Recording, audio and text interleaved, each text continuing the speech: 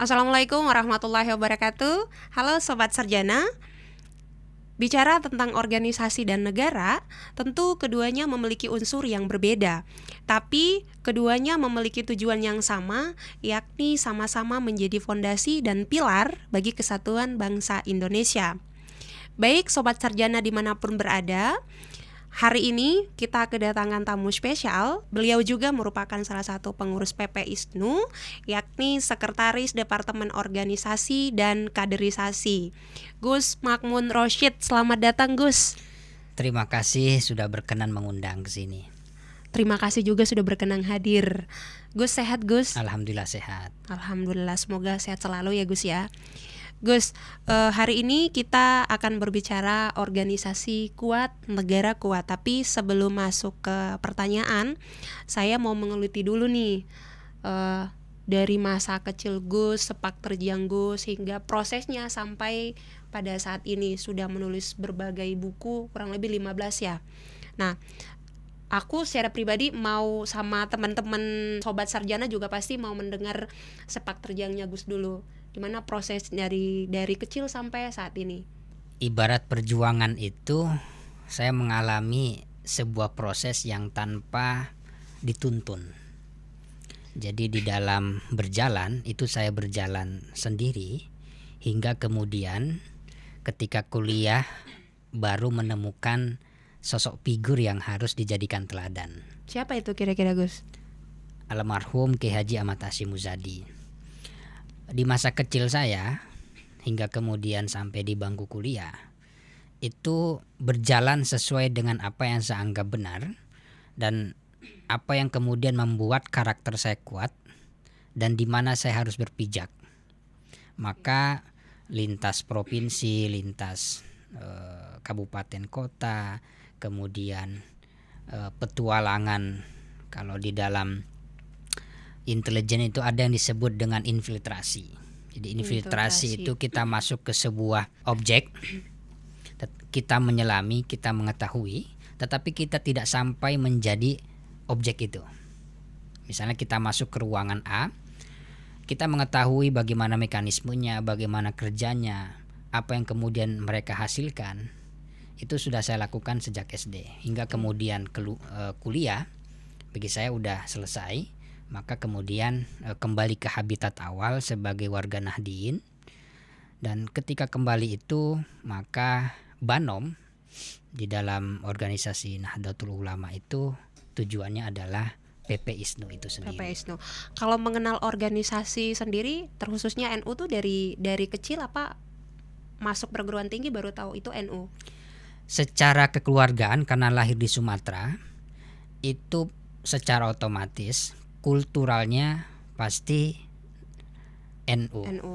Nah, tinggal di sana itu ingin mengambil Jamiatul Wasliyah ataukah Nahdlatul Ulama atau juga mungkin Muhammadiyah.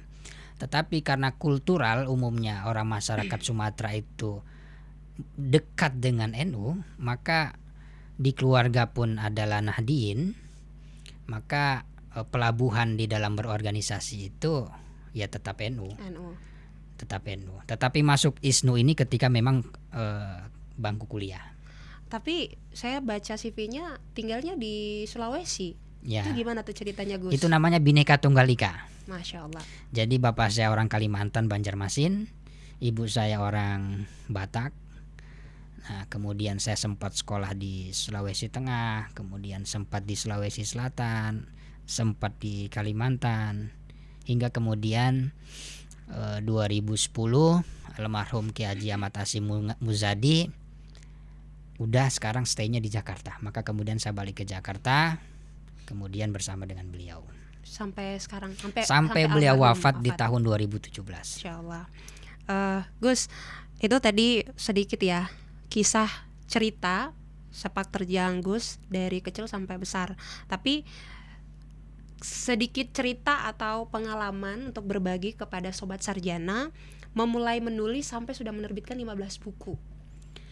Ketika 2010 keluarga meminta saya untuk fokus kepada pendidikan. maka pekerjaan di luar itu tidak diperkenankan. Maka salah satu cara yang paling efektif, keluarga, bahasa mudahnya itu tidak marah, tetapi saya bisa survive tinggal di ibu kota, maka salah satu caranya adalah dengan menulis. Jadi menulis itu cara paling ampuh, bisa untuk menyimpan informasi secara sistematis, kemudian meningkatkan kualitas intelektual kita, sekaligus menambah finansial. Oh, jadi menulis itu bukan cuman sebagai menyimpan gudang pengetahuan, tapi juga sebagai finansial, menambah finansial ya. Bagaimanapun menulis itu bisa menghasilkan finansial. Maka banyak kemudian penulis-penulis itu kaya. Tetapi saya tidak mengatakan saya kaya. Belum kaya. Tetapi kehidupan saya selama ini memang ditopang oleh dunia kepenulisan. Iya. Maka kemudian sampai sekarang pun terjun ke dunia analisis itu ya karena berkat menulis itu. Dan itu saya lakukan sejak S1. Jadi Sampai saat S1, ini, Gus. sampai saat ini. Masya Allah. Semoga tetap jalan terus. Ya kalaupun seorang penulis itu mungkin dia miskin, tapi mungkin miskin secara finansial tapi tidak secara literatur. Seorang penulis akan tetap kaya dengan literatur sampai kapanpun itu ya. Kira-kira gitu ya Gus ya. Nah, selanjutnya Gus, dari kita lihat saat ini banyak informasi-informasi yang beredar di media sosial, baik itu informasi hoax, kemudian muncul kata-kata yang mungkin itu sangat menyinggung perasaan banyak orang, sehingga kekerasan itu muncul di media sosial, kekerasan fisik atau dalam bahasa sosiologi itu kekerasan simbolik. Mungkin salah satu pengaruhnya itu adalah anak muda ya. Nah, setelah mendengar dan membaca isu dan fenomena yang terjadi pada saat ini, menurut Gus, apa yang harus kita hadapi sebagai anak muda? Pertama yang harus kita mengerti begini, hoax itu diproduksi oleh orang pintar. Hoax itu diproduksi oleh orang pintar. Hoax itu diproduksi oleh orang yang mempunyai ilmu, tetapi dia tidak bertanggung jawab. Nah, ini penting. Jadi dalam kaedah KNU-an itu ada kaedah namanya al-ilmu syai'un wa mas'uliyatul ilmi syai'un akhar. Jadi ilmu itu sesuatu, misalnya begini, kita ini tahu sehari itu wajib 5 kali sholat. Jadi sehari itu wajib 5 kali sholat. Itu ilmu. Tetapi untuk mempraktekkan bahwa ilmu itu harus kita terapkan, itu perkara lain. Ini yang disebut namanya kedewasaan di dalam keilmuan atau kedewasaan di dalam beragama. Maka di dalam dunia hoax itu dibuat atau diproduksi oleh orang pintar, tetapi tidak bertanggung jawab. Karena pertanggungjawaban itu adalah kedewasaan seseorang. Orang pintar yang tidak bertanggung jawab. Jadi hoax itu adalah bisnis tersendiri. Jadi memang di dunia realita atau di dunia media sosial itu memang ada orang kerjaannya memang hoax. Berarti didesain, Gus? Ya. Jadi memang ada kerjaan orang itu, misalnya informasi A yang benar. Maka kerjaan orang ini bagaimana audiens diarahkan ke B. Ketika mayoritas orang ke B, yang seharusnya yang benar itu adalah A, maka yang benar ini akan tenggelam. Nah, di sini kita bisa nyambung bahwa sekalipun kita mayoritas di dalam berorganisasi misalnya, kalau kita berjalannya satu-satu, ya kan, atau tidak beriringan, maka mayoritas ini kemudian tidak menjadi berfungsi. Tidak kelihatan. Pertama, dampak tidak kelihatan karena dia berjalan sendiri-sendiri. Coba kayak seperti sapu lidi. Ini kan kalau satu-satu tidak ada maknanya. Tapi kalau dijadikan satu, maka dia akan berfungsi. Nah, begitu hoax. Jadi hoax itu prinsipnya adalah diproduksi oleh orang pintar tetapi tidak bertanggung jawab.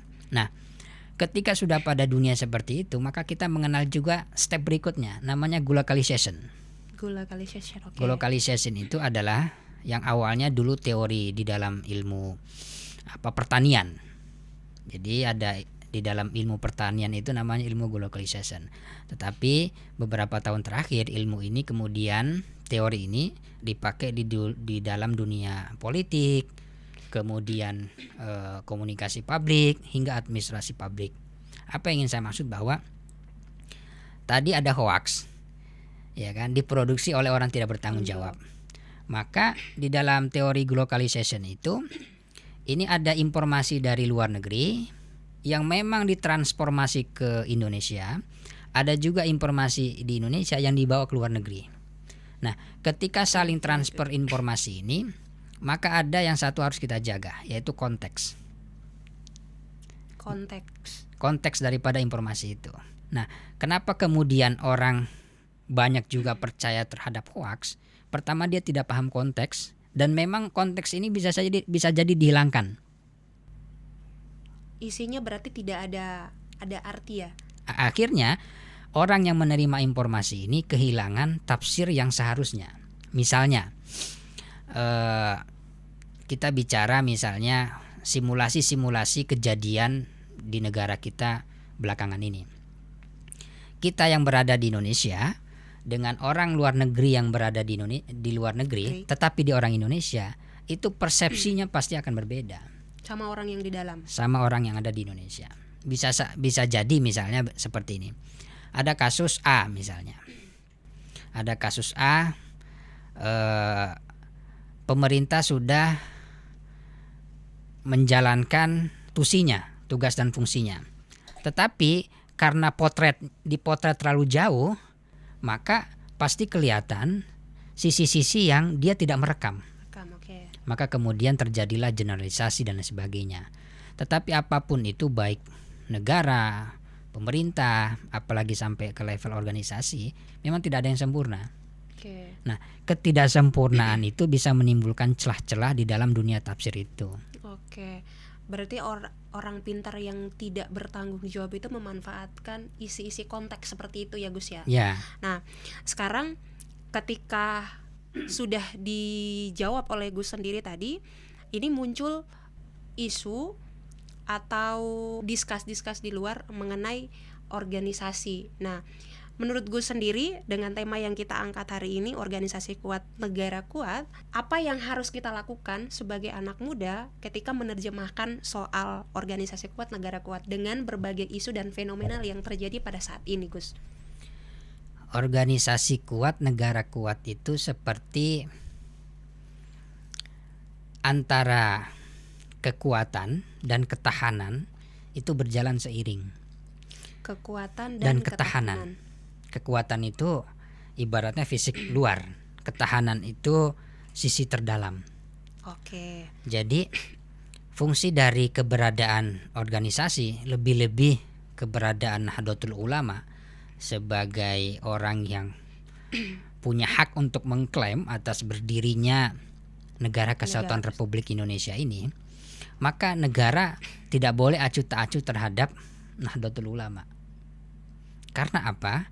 Di satu sisi punya hak untuk mengklaim ikut mendirikan negara, di satu sisi legitimasi moral yang dimiliki oleh organisasi itu sebagai payung untuk stabilisasi nasional itu sangat penting. Jadi pemerintah ataupun negara tidak boleh memandang organisasi itu sebelah mata. Tetapi yang harus kita luruskan juga adalah bahwa tidak semua organisasi yang ada di Indonesia itu made in Indonesia. Nah, dalam konteks keagamaan misalnya, ISNU ini kan Banon di bawah PBNU, ya kan? Nah, NU itu didirikan di Indonesia untuk kepentingan Indonesia dan untuk kemajuan Indonesia. Tetapi ada organisasi yang dibentuk di Indonesia tetapi untuk kepentingan dan cita-cita luar negeri, seperti yang sudah dilarang oleh pemerintah. Apa itu? Ya, seperti Hizbut Tahrir Indonesia. HTI. Dia dibentuk di Indonesia tahun 2000-an ya, atau cikal bakalnya tahun 1990-an, kemudian dibubarkan tahun 2017. Itu karena dia memang didirikan di Indonesia, tapi cita-cita dan untuk kemajuan Indonesia tidak selaras. Ideologinya beda.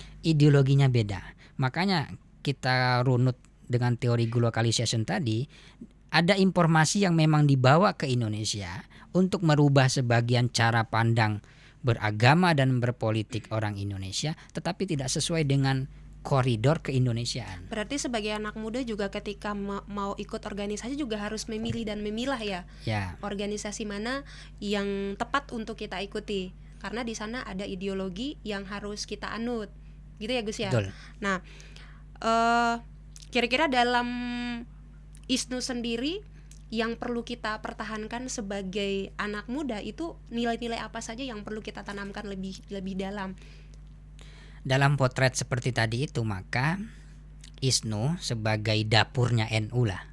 Jadi karena ISNU itu kan perkumpulan para intelektual, para sarjanawan, bahkan profesor, para pemikir lah ya. para pemikir, maka disebut kemudian dapurnya Nahdlatul Ulama. Maka setidaknya itu ada 3 aspek. Pertama tentang genetik nilai. Genetik nilai ini, nilai Nahdlatul Ulama dimanapun kemudian kita berada itu tidak bisa kehilangan. Contoh? Misalnya nilai di dalam berpolitik. Orang NU itu boleh berpolitik, tetapi politik kebangsaan, bukan politik pragmatis. Politik kebangsaan. Nah, jadi genetik nilai-nilai ke-NU-an, keaswajaan, kemudian nilai-nilai Islam rahmatan lil alamin ini bisa kita bawa kemanapun, apapun profesi kita sebagai warga Nahdien. Nah, itu pertama. Kedua, genetik struktur. Genetik struktur ini sesuatu yang saya anggap penting karena dia adalah roda yang harus berjalan, maka seorang pemimpin ini harus mampu mentransferkan baik dalam pola komunikasi, kemudian cara mengambil keputusan, dan kemudian bagaimana menjaga kohesi di antara perbedaan-perbedaan yang terdapat di dalam organisasi itu. Ini kan setiap kepala banyak perspektif, banyak kepentingan, kemudian banyak tujuan. Maka sebagai pemimpin, genetik strukturalnya ini harus stabil. Nah, makanya di dalam kepemimpinan itu apa yang bisa saya ambil dari almarhum Ki Haji Ahmad Hasyim Muzadi itu bahwa seorang pemimpin atau ketua itu harus punya positioning yang jelas. Dia mau menampilkan atau membergaining diri sebagai seorang cendekiawan, atau seperti Ki Haji Ahmad Hasyim Muzadi yang mengambil positioning sebagai diplomat. Ini penting karena apa? Bawahan atau kayak kita di departemen, kemudian departemen A, B, C, D dan sebagainya itu bisa melihat sikap itu. Nah, kalau kemudian ketua ini dalam sebuah organisasi bisa mengambil positioning, maka roda ini akan jelas mau dibawa kemana. Berarti ya kalau politikus ya politikus, ya nggak sih? Ya nggak usah abu-abu. Kalau dia bergainingnya adalah seorang politisi, tetap dengan nilai kebangsaannya bukan pragmatisnya ya, karena di dalam ke-NU-an itu nilai itu yang dibawa adalah politik kebangsaan, maka itu sah-sah saja. Nah, tetapi sebagai rumah besar ya misalnya di ISNU, maka genetik struktural ini genetik nilai tidak boleh ditiadakan atau dinegasikan, bahkan juga tidak boleh diperjualbelikan. Maka ini akan terbawa di dalam genetik struktur. Kalau genetik struktur ini bisa berjalan, kohesi antar anggota bisa berjalan sesuai dengan cita-cita dan harapan daripada PP ISNU, maka genetika dinamika itu yang disebut dengan dinamik itu bisa berjalan sesuai mana mestinya.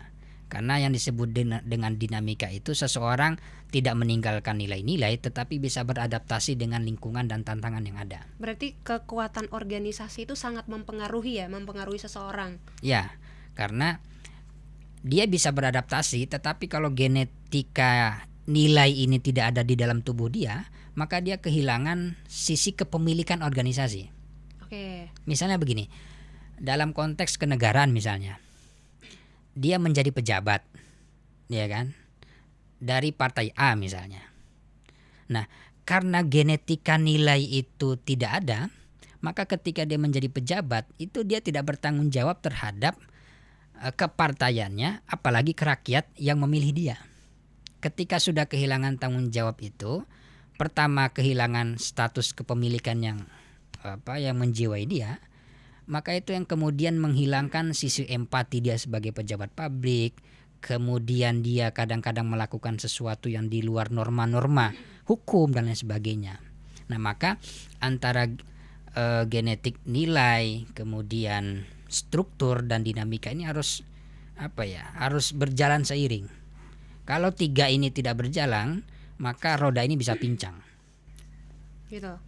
Oke, kalau bicara soal nilai itu kan tidak terlepas dari karakter ya. Berarti nilai sama karakternya itu dari seorang yang digambarkan tadi itu tidak sinkron, tidak seimbang. Artinya bahwa karakternya memilih di jalan lain, nilainya lain. Akhirnya bukan jadi ilmu, tapi malah jadi kejahatan karena kedua-duanya berjalan tidak seimbang.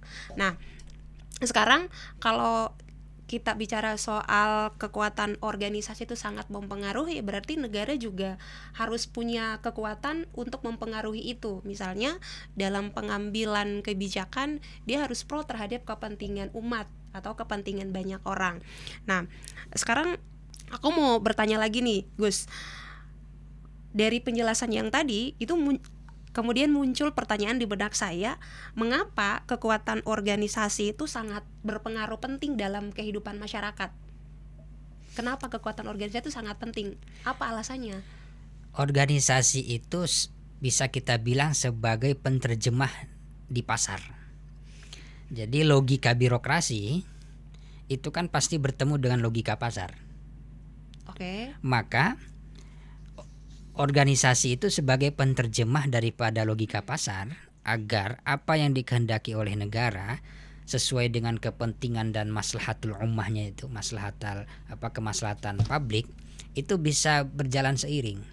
Ketika ada sesuatu yang mandek, maka peran daripada organisasi itu sangat penting. Oke. Nah, dan organisasi itu bisa mempertebal sisi-sisi moralitas seseorang di dalam berbangsa.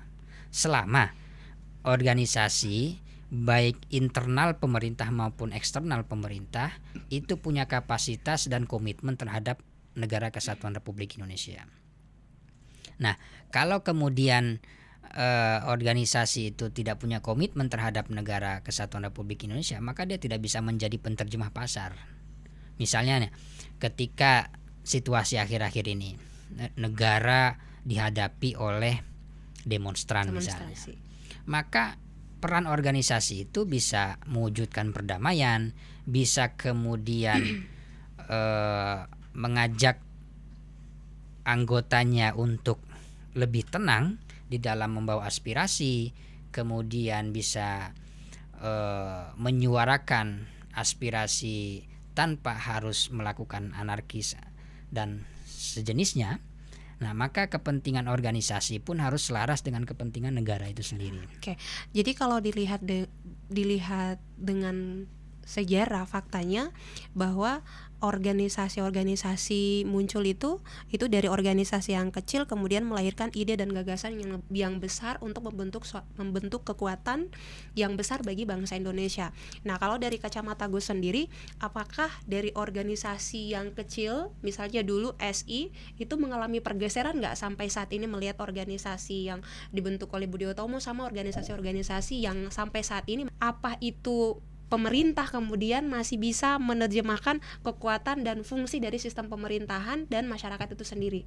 Secara keberanian itu mungkin ada kepudaran. Okay. Mungkin para tokoh-tokoh terdahulu itu punya keberanian dan memang musuhnya sangat jelas. Siapa yang harus diusir dari negara ini?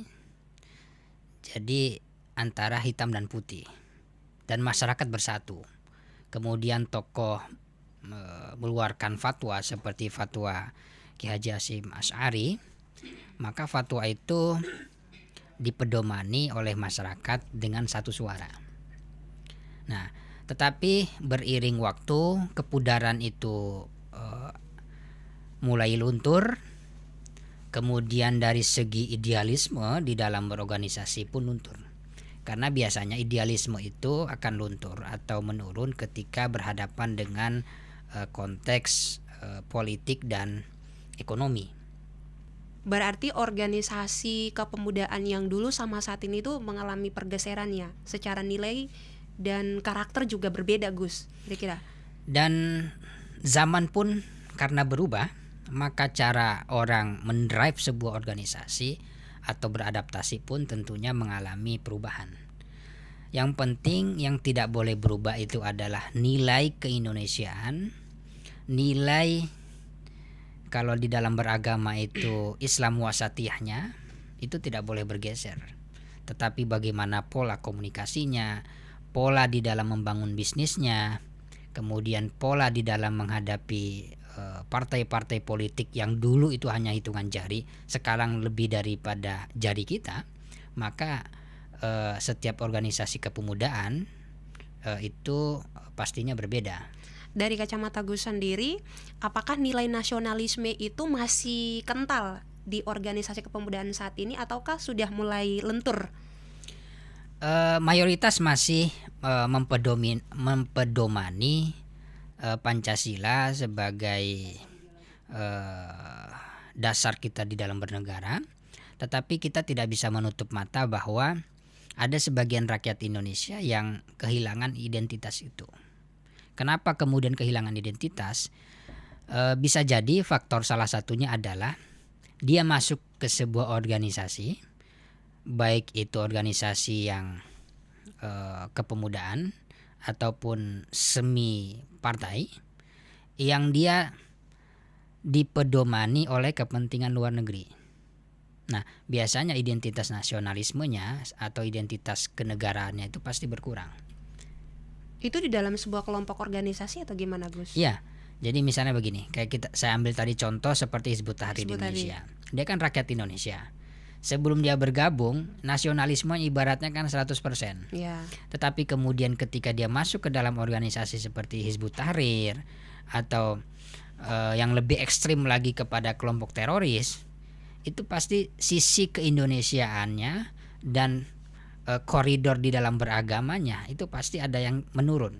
Tapi kan kalau HTI itu kan sudah dibubarkan. Nah, sekarang apakah masih ada antek-antek organisasi yang seperti itu di Indonesia? Justru ketika organisasi itu dibubarkan, maka dia berkeliarannya semakin bisa jadi semakin canggih, Semakin masif ya. semakin masif karena tidak terpusat. Berarti hadir di kelompok-kelompok kecil gitu, Gus. Ya, hadir. Nah, tetapi ketika dia sudah dibubarkan, kemudian dia tetap harus survive di tengah dinamika hukum yang mengintai dia, maka kecanggihan dia pun menyesuaikan. Bagaimana kemudian dia melakukan infiltrasi ke kampus, bagaimana kemudian dia menginfiltrasi ke partai, atau juga bagaimana ke pihak keamanan, ya. Maka dalam konteks pihak keamanan pun misalnya TNI Polri kan menjadi objek juga yang terinfiltrasi oleh kelompok-kelompok terlarang ini. Oke. Nah, terlarang itu dalam kaitan sisi keindonesiaan maupun sisi keagamaan. Ya, apa yang harus kita lakukan saat ini? Maka sebagai warga Nahdien ya seperti saya dan mungkin teman-teman sobat Sarjana, fungsi daripada organisasi itu adalah kalau dalam istilah dunia saya itu ini bagian deradikalisasinya. Jadi deradikalisasi itu bukan sesuatu yang menakutkan ya, tetapi sebagai penjaga moralitas antara nilai keindonesiaan dan kebangsaan itu harus tetap kokoh. Maka di dalam ISNU itu apa yang kemudian kita harapkan adalah para sarjana ini ketika dia berpencar ke semua level dan sektor yang ada, maka nilai-nilai keindonesiaan dan keaswajaan itu harus dipraktekkan atau diejawantahkan di dalam kehidupan sehari-hari itu. Jangan sampai malah kita yang terpengaruh di dalam sebuah lingkungan itu. Untuk meminimalisir hal tersebut, kira-kira apa yang harus dilakukan anak muda untuk bersinergi dengan pemerintah untuk mengatasi hal-hal tersebut? Apa yang menjadi landasan perspektif saya sejak awal adalah bahwa ketika kita made in Indonesia itu, maka DNA-nya itu tidak pernah DNA oposisi. tetapi DNA sebagai pengkritik untuk sebuah kemajuan itu tetap harus kita jalankan. Beda loh ya antara DNA sebagai oposisi dan DNA sebagai kritik yang konstruktif. Nah, itu penting. Nah, taruhlah NU itu made in Indonesia.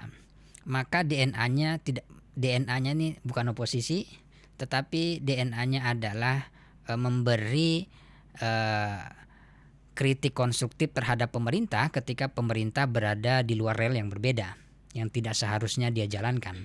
Nah, ketika ini bisa kita jalankan di ruang yang ideal, maka antara negara dan organisasi itu bisa saling komplement, saling melengkapi. Nah, berbeda dengan DNA sebuah organisasi itu DNA oposisi, maka apapun yang dilakukan oleh pemerintah itu tidak ada baiknya.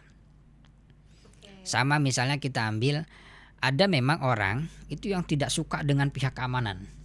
Jadi Benci banget ya. benci, dia lihat polisi, dia lihat TNI itu paradigmanya benci. Nah, karena apa? Memang DNA di dalam diri dia itu adalah DNA oposisi. Tapi banyak juga orang-orang seperti itu di Indonesia. Tetap pasti ada. Kan kita bisa melihat diri kita. Diri kita itu DNA-nya oposisi atau sebagai kritik konstruktif. Oke. Nah, makanya para pendiri Nahdlatul Ulama itu selalu memposisikan NU itu pada tataran DNA-nya tidak oposisi, tetapi DNA-nya itu kritik yang konstruktif. Misal di zaman Ki Haji Ahmad Hasyim Muzadi itu ketika Islamofobia itu muncul, ya, maka PBNU itu mencoba untuk menetralisir hingga kemudian Ki Haji Ahmad Hasyim Muzadi itu menjadi representasi Nahdlatul Ulama yang turun ke wilayah titik WTC turun tuh, ya kan? Nah, itu untuk menetralisir bagaimana cara pandang orang terhadap Islamofobia. Di satu sisi beberapa pejabat saat itu bisa kita katakan memproduksi orang-orang kemudian kenapa lahir sesuatu yang dia bisa masuk kategori Islamofobia. Nah, kritik konstruktif ini artinya apa? Antara kata yang diucapkan oleh almarhum Ki Haji Ahmad Hasyim Muzadi dengan payung Islam rahmatan lil alaminnya itu dengan tindakannya selaras. Maka kemudian dia ajak tokoh-tokoh bangsa untuk meredam tokoh-tokoh lain yang kemudian memproduksi Islamofobia itu. Kemudian dengan tindakan dia yang langsung ke tempat di mana WTC itu runtuh. Nah, begitu ketika DNA-nya oposisi, dia melihat pihak keamanan itu salah aja. Nah, jadi ketika ada satu kesalahan, dia tidak lagi melihat sisi kebaikan. Nah, maka di dalam NU itu selalu diajarin bahwa cara pandang kita terhadap sesuatu itu tidak bisa generalistik, karena tidak ada kesempurnaan. Nah, jangan sampai ini yang menjadi penting. Kenapa di dalam kaderisasi ISNU itu ada materi di dalam madrasah kaderisasi ISNU itu satu kaidah yang harus kita pegang, yaitu kita tidak boleh tidak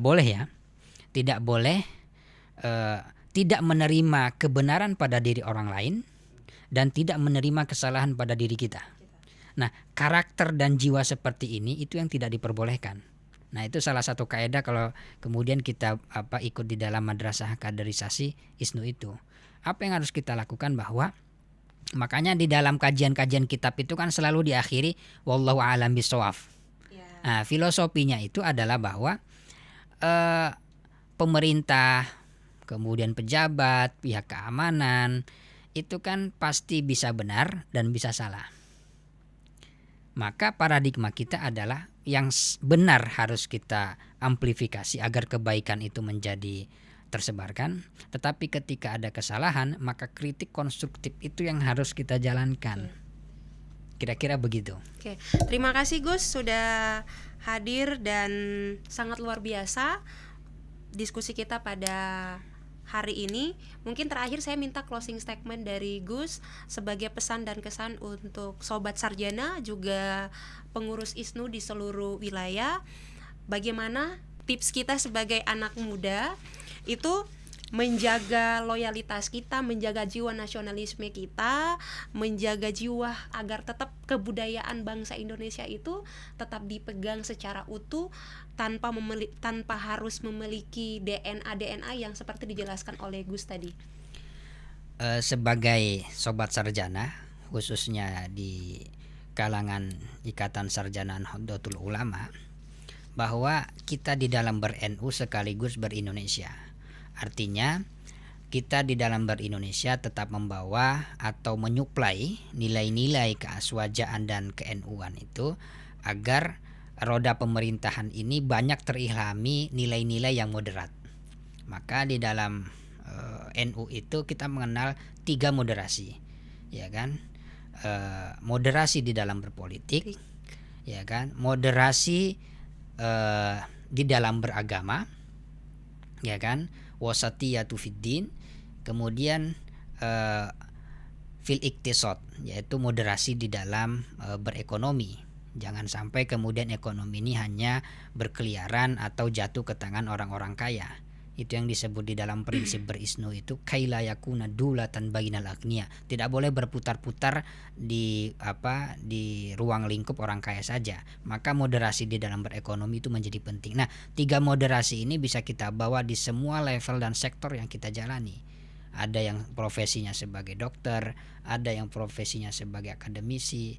Apapun profesi yang kita jalani, 3 aspek ini harus kita pegang agar kita menjadi penyuplai nilai-nilai untuk stabilisasi nasional itu sendiri. Baik Sobat Sarjana, terima kasih sudah mengikuti diskusi kita kali ini. Dan terima kasih juga buat Gus Makmun sudah hadir mengisi diskusi kita kali ini. Dan jangan lupa Sobat Sarjana, ikuti terus podcast-podcast kita yang berikutnya tentunya dengan tema-tema yang menarik. Jangan lupa like, comment, and subscribe. Saya Nur Angsia Sasan, mohon pamit undur diri. Wallahul muwaffiq ila aqwamit thoriq. Wassalamualaikum warahmatullahi wabarakatuh.